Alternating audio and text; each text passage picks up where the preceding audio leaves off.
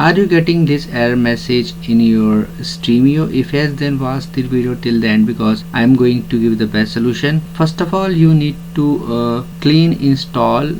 For this you need to uninstall. So first of all you need to press Windows and R, and here you need to type appwiz.cpl and open this command. You need to select Stremio, and after selecting you need to click on uninstall option from here. Uninstall this. Now you need to delete the leftover files. For this again you need to press Windows and R.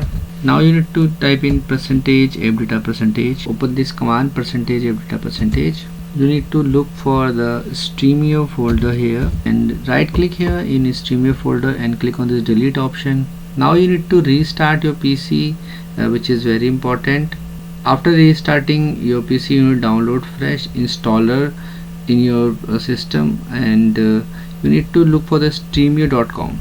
Make sure to download it from stremio.com only because there are some other website which may cause problems. So download it from here, Windows download, and complete the download process. So after downloading it, try to open Stremio as an administrator. See whether this issue is resolved or not. In case you still face any problem, you can mention it in the comment section. I make sure to give reply. And if you find this video helpful, just hit on the like button. Also subscribe my channel for upcoming videos.